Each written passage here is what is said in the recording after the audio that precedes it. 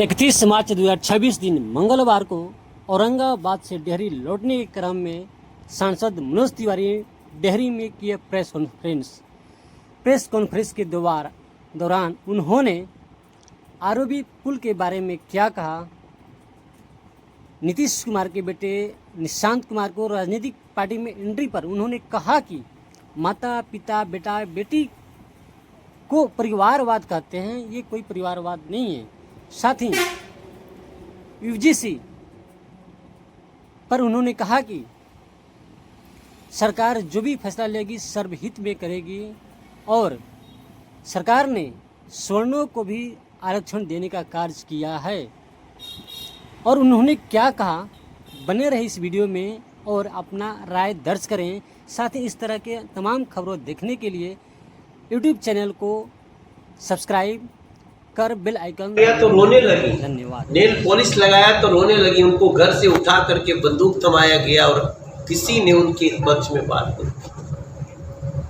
समाज में समस्याएं बहुत है, सुविधाओं का बहुत जरूरत है, लेकिन ये सच्चाई जो नक्सलवाद की है, अब उसके समापन के बाद आज की जानकारी में एक और ग्रुप है जो तेलंगाना में है, जो हो सकता है कि अगले 2-3 दिन के अंदर वो भी सरेंडर कर देगा। उससे बातचीत रेंज में है, पकड़ में है।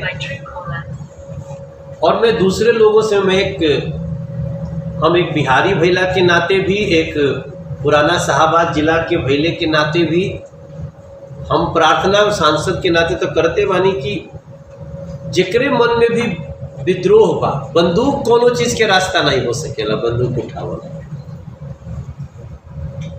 लोकतांत्रिक देश में बातचीत करे, सबका रास्ता संविधान से निकली। लेकिन आज 31 मार्च के नक्सलवाद के एह स्तर पे नियंत्रण समापन बहुत बड़ बात भइल बाटे। सो आगे पनपे न एकरा खातिर पूरा समाज के जिम्मेदार होके के चाहिए। नक्सलवाद से उन्मूलन हो गया है। आज अभी समाज में बांटने वाली एक नीति आ गई है यूजीसी। तो ये भी क्या बताया जा सकता है कि ये स्वर्ण उन्मूलन का तिथि कब तक सरकार ने तय किया है? देखिए,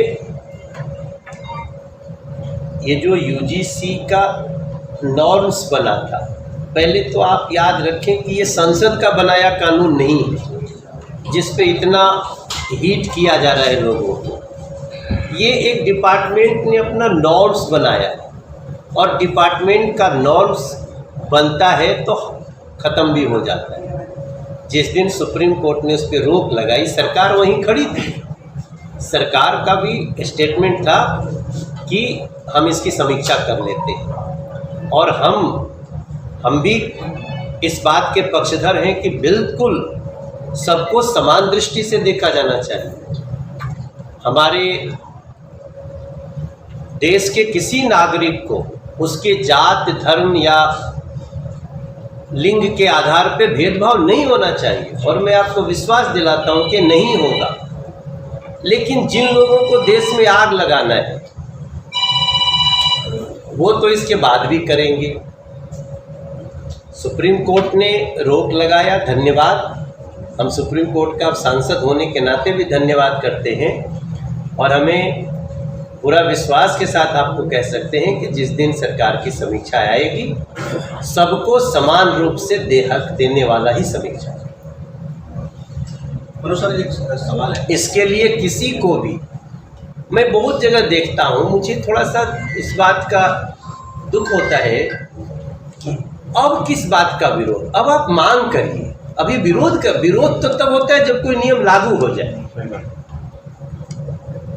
उस पर रोक लग गई तो मैं पूरे देश में जो विरोध कर रहे हैं, जो कोई सवर्ण को खौला रहा है, कोई काहे खौला रहे हो। इसी सरकार ने तो सवर्णों को भी आरक्षण दिया जो ईडब्ल्यूएस है। फिर किस बात का शंका है आपको? आज इस देश की कोई जाति नहीं है जो रिजर्वेशन में नहीं आती है। ब्राह्मण हो, ठाकुर हो, कायस्थ हो, सवर्ण के राजपूत हो, भूमिहार हो, जो भी सवर्ण में आते हैं, उनको 10% का आरक्षण EWS इकोनॉमिकली वीकर सेक्शन देने वाली यही सरकार है। इसलिए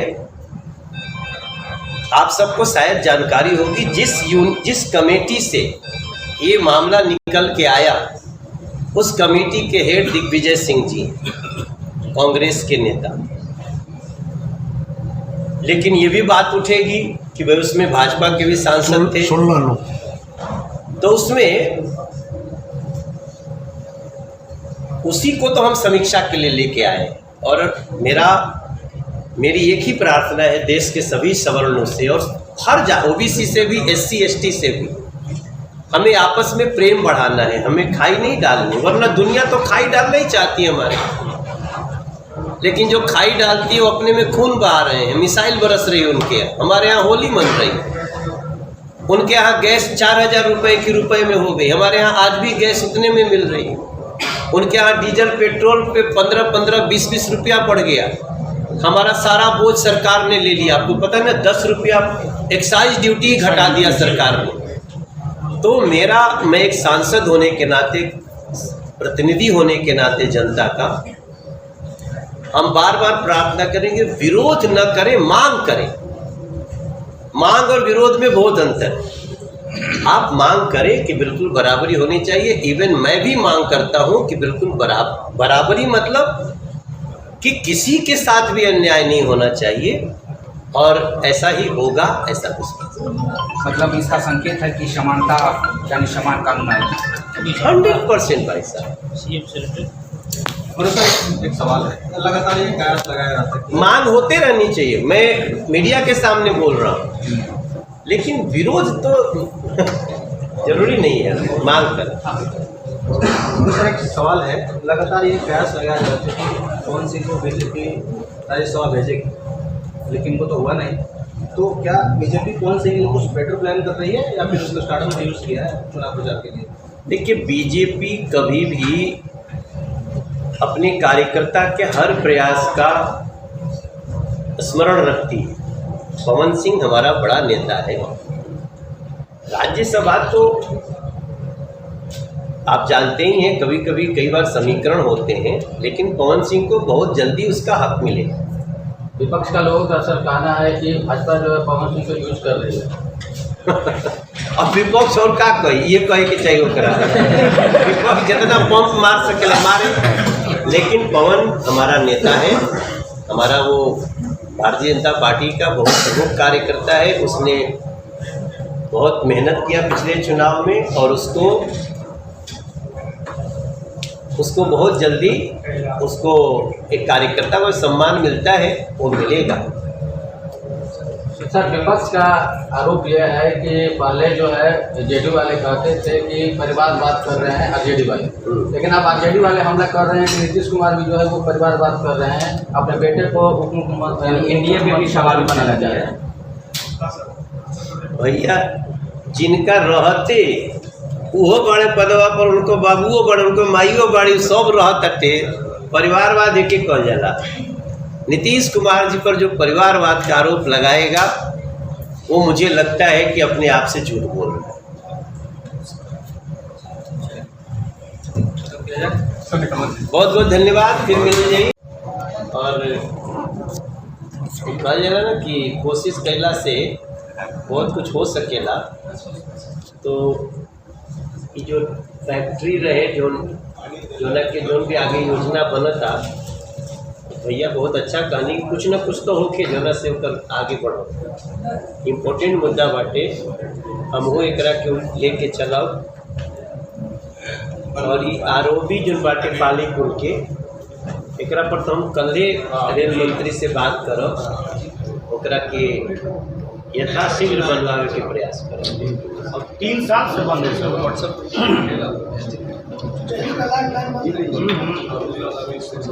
ठीक है, तो भेज देवे तो बहुत अच्छा बनेगा। और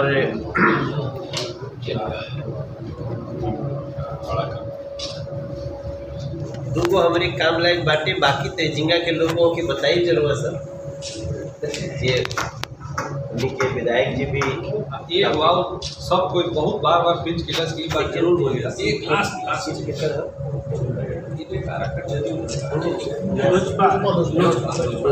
पहला बार ऐसा हुआ है सोनू सिंह। अच्छा, सोनू यहीं थे। राजीव रंजन समझ एक बात की हमारे संगे जितेंद्र सिंह जी बाड़े। जितेंद्र सिंह जी औरंगाबाद के रही, यहाँ के हमनी के BHU में क्रिकेट टीम के कैप्टन रहनी, यहीं के नेतृत्व में हमनी के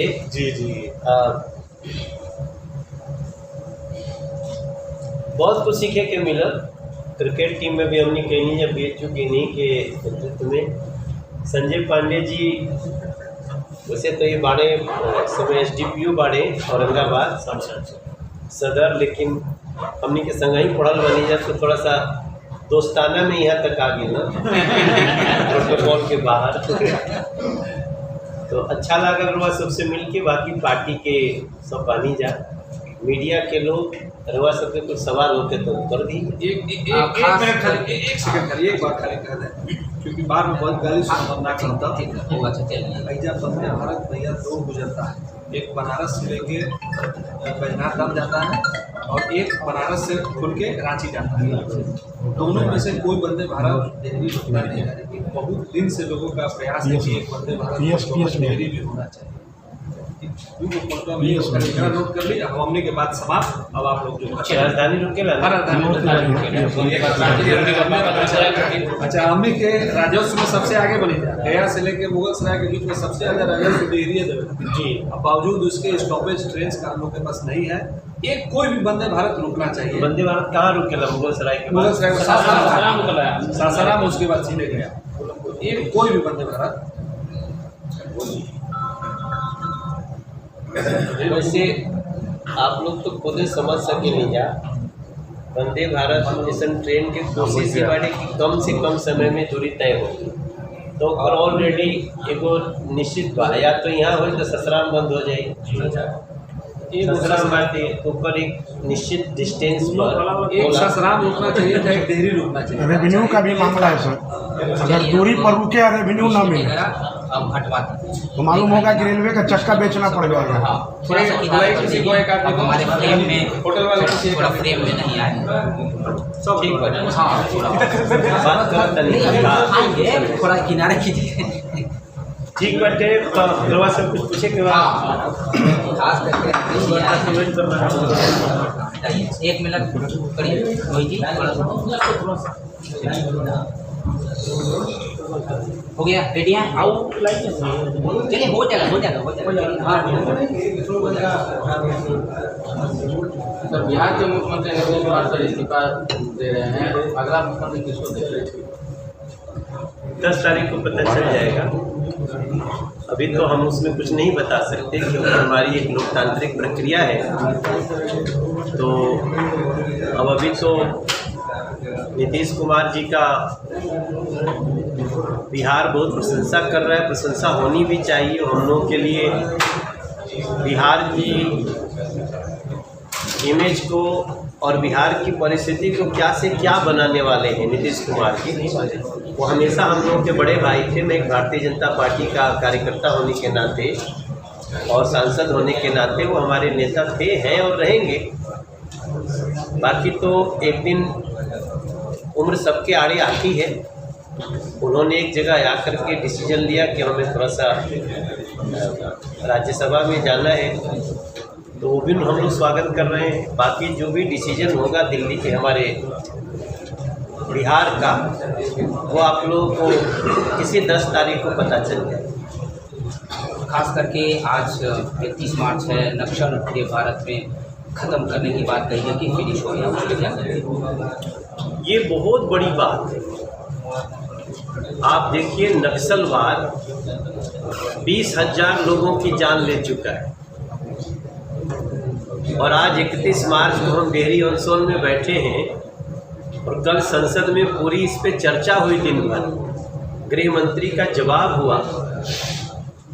मुझे तो प्रार्थना करना है सबसे कि आपको संसद की हर बात सुने न सुने, मगर एक आम नागरिक को भी, हर पत्रकार को, हर पार्टी कार्यकर्ता को, हर विपक्षी कार्यकर्ता जो हमारा विरोधी है, उन लोगों को भी कल का अमित शाह जी का स्पीच सुनना चाहिए। ताकि पता चल सके कि नक्सलवाद कोई अन्याय के खिलाफ लड़ने वाले लोग नहीं थे। हमारा जैसे सूत्र वाक्य है, हम लोग भारतीय जनता पार्टी का हमारा सूत्र वाक्य है कि देश प्रथम। हमारे लिए पार्टी भी देश के बाद आता है और हम सबसे, लेकिन उनका सूत्र वाक्य क्या है? बंदूक के नली से निकलती है सत्ता। तो फिर बाबा साहब अम्बेडकर कहाँ गए? फिर संविधान कहाँ गया?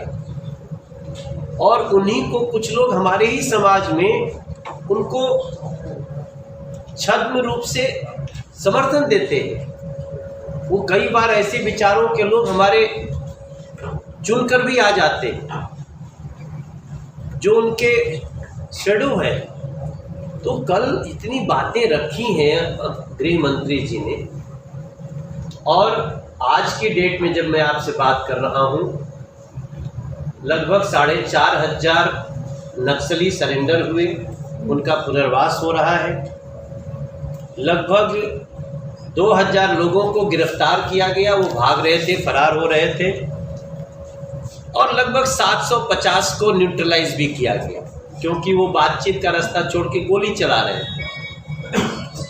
तो जो गोली चलाएगा, बातचीत नहीं करेगा, तो उसको गोली का ही सामना करना पड़ेगा।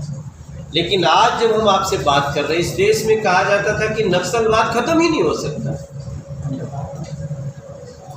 और नक्सलवाद एक समानांतर सरकार चलाने की व्यवस्था थी, उनका कुछ मतलब नहीं था।